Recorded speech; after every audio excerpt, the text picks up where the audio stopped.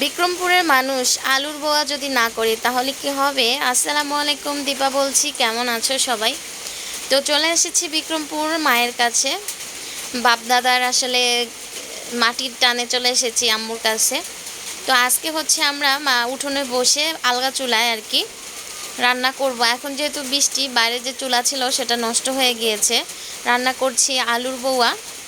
তো যেহেতু উঠানে বসে করছি এর জন্য ছালার বস্তা বিছিয়ে নিয়েছি চারপাশে। আর এখন আমি এখানে যা যা দিয়ে দিয়েছি আমি একটু বলে দিই। কাঁচামরিচ কুচি, যদিও আমরা এই বোয়াটাতে হচ্ছে শুকনো মরিচ খেয়ে থাকি। আর এই যে বেরেস্তার মতো হয়ে গিয়েছে। আর এখানে আমি যেটা করব, আলু এবং চালটা দিয়ে দিচ্ছি কষিয়ে নেওয়ার জন্য। তো আবার আমি বলে দিচ্ছি, আমার পেঁয়াজ কুচি, সাথে ছিল আদা কুচি, রসুনের কুচি, কাঁচামরিচ চিড়ে নিয়েছিলাম। এই তো এই জিনিসগুলো দিয়ে, আর পেঁয়াজ তো ছিলই। ভালোভাবে বেরেস্তার মতো করে এখন আমি হচ্ছে আলু বোয়াটা রান্না করার জন্য চাল এবং আলু একসাথে ধুয়ে দিয়ে দিয়েছি। এটাকে অনেকটা টাইম ধরে কষাতে হবে।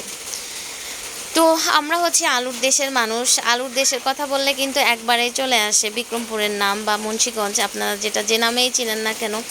আর আমাদের দেশে এই খাবারটা কিন্তু ভীষণ পছন্দ। এখন কিন্তু বউয়া আসলে অনেকভাবে খেয়ে থাকেন, সাথে ডাল দিয়ে আমরাও খাই। আবার অনেকে বলেন যে ডাল দিলে তো এটা খিচুড়ি হয়ে যায়। আসলে না, এটা খিচুড়ির মতো কিন্তু একেবারেই না।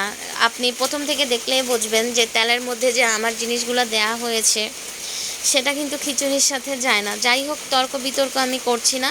তো ভালোভাবে কষিয়ে নেওয়ার পরে হচ্ছে পানি দিয়ে দিয়েছি। আর আলগা চুলা বলার কারণটা যদি আপনারা বুঝতে না পারেন অবশ্যই কমেন্ট করে জানাবেন, আমি চেষ্টা করব কমেন্টের রিপ্লাই দিতে। তো বেশ অনেকটা পানি কিন্তু আমি দিয়ে দিয়েছি, কারণ চালটা আমাদের পুরনো আর হতে কিন্তু বেশ অনেক টাইম লাগবে। এ কারণে বেশ অনেকটা পানি কিন্তু আমি দিয়ে দিয়েছি। এখন কিন্তু আমি ঢাকনা ছাড়া রান্না করব। ঢাকনাটা উঠিয়ে নিয়েছি, বলক চলে এসেছে, কারণ এখন আবার পানিটা শুকাতে হবে।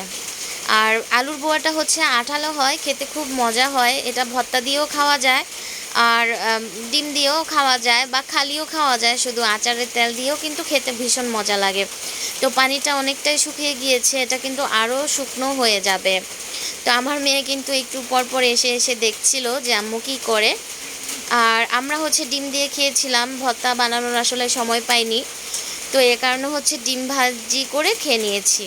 তো এই যে অলমোস্ট ডান আমার বোয়া। আর এই বোয়া কারা কারা খেয়েছেন অবশ্যই কমেন্টের মাধ্যমে জানাবেন। এটা কিন্তু আমাদের আঞ্চলিক খাবার, আমরা বলতে পারি অনেক বেশি পছন্দের। আর বিক্রমপুরের মানুষ অবশ্যই সাড়া দিবেন আমাকে। তো এখন আমি হচ্ছে প্লেটে বেড়ে নিব। খাবারটা রেডি হয়ে গেছে। তো ভালো লাগলে অবশ্যই কিন্তু আমাদের সাথে থাকবেন, লাইক কমেন্ট শেয়ার করে।